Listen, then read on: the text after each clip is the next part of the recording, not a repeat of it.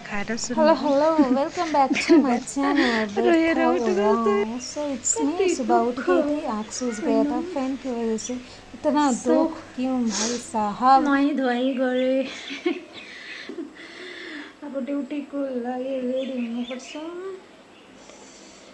This is my Zulfi र आँखा कस्तो रातो भएर मतलब कस्तो अलिकति हावा छिरो अलिकति हावा पस्यो रातो हुन्छ छिटो आँखालाई भेटिहाल्छ. ड्राई छ नि त त्यही भएर हुनसक्छ. त्यही भएर म काजलहरू केही लाउँदैन. टमाटर जस्तो हुन्छ आँखा. अब भोलिदेखि कलेज जानुपर्छ. र एक्जामको रुटिन पनि आयो. फेरि पढ्नुपर्छ. भोलिदेखि कलेज पनि जानुपर्छ. पढ्न भनेपछि टायर्ड भएर होला अभोइडै गर्नु मन लाग्छ पढाइ लेखाइ. Bachelor of education B Ed faculty लिएर पढ्दैछु. अहिले 4th इयरमा छु. 3rd इयरको रिजल्ट 3 दिन अगाडि आयो. सबै पास. 1st इयर र 2nd इयरको म एब्सेन्ट थिएँ अनि त्यसको पनि 1st इयरको दियो एक्जाम. 2nd इयरको पनि 2टामा एब्सेन्ट थिएँ. 3टामा मतलब जस्ट एउटा सब्जेक्टको प्र्याक्टिकल पनि हुन्छ अनि रिटर्न एक्जाम अनि अर्को सब्जेक्ट. त्यो 3टामा एब्सेन्ट थिएँ. अब त्यसको पनि खुलेको छ भदौमा छ. अब त्यसको लागि पनि प्रिपरेसन गर्नुपर्छ.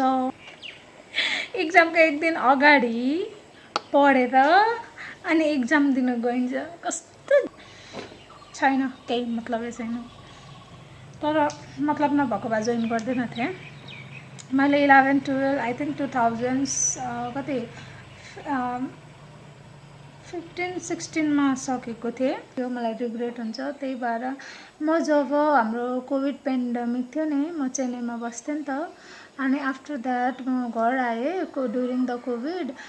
अनि त्यसपछि यतै मलाई जब पनि भेट्यो. अनि जब गर्दा गर्दै 1-1.5 साल झन्डै 2 सालपछि मतलब लाइक देखेँ नि त आफूभन्दा सानोहरू लाइक कति पढिरहेछन् है मास्टर्स गरिरहेछन्.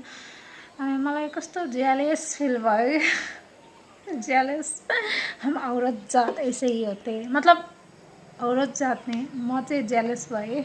जस पढ्न त म पनि सक्थेँ त किन नपढेको होला भने जस्तो लाग्यो. अनि मैले मेरो हस्बेन्डलाई भने अनि मेरो हस्बेन्ड चाहिँ मैले यहाँ ड्युटी जोइन गरेदेखि नै कलेज जोइन गर पढ जसो तसो गर्दै भए पनि पास त भइहाल्यो नि नि एटलिस्ट सर्टिफिकेट त हुन्छ. इन्सिस्ट गरिराख्यो होइन. अनि देखेँ अब आफू अब त्यस्तै इन्भाइरोमेन्टमा ड्युटी गर्नु थालेपछि थाहा हुन्छ नि त. अनि जोइन गरेँ. कलेज गइनँ तर जोइन मात्रै गरेँ. एक्जाम दिएँ.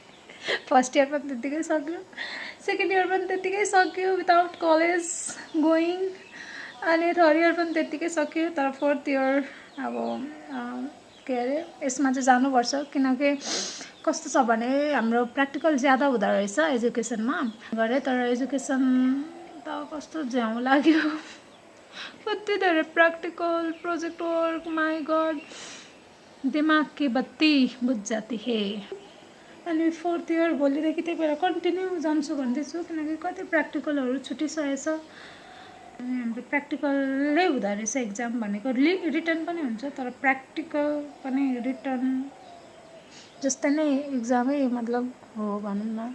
हाफ मार्क्सको त प्र्याक्टिकलबाटै आउँदो रहेछ मार्क्सहरू. Evaluation type. सो अब ड्युटी जान्छु. नो मेकअप नो टर्न माइपिकै राम्रो छ. त्यस्तो होइन मलाई daily sunscreen is enough for me. मलाई यसरी बोलेर भिडियो हाल्न कस्तो अड लाग्थ्यो आफ्नो साउन्ड सुनेर.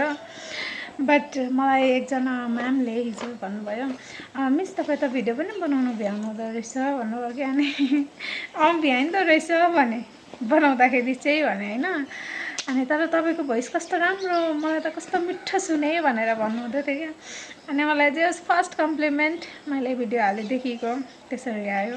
अनि मलाई खुसी लाग्यो. अलिकति कन्फिडेन्ट आयो.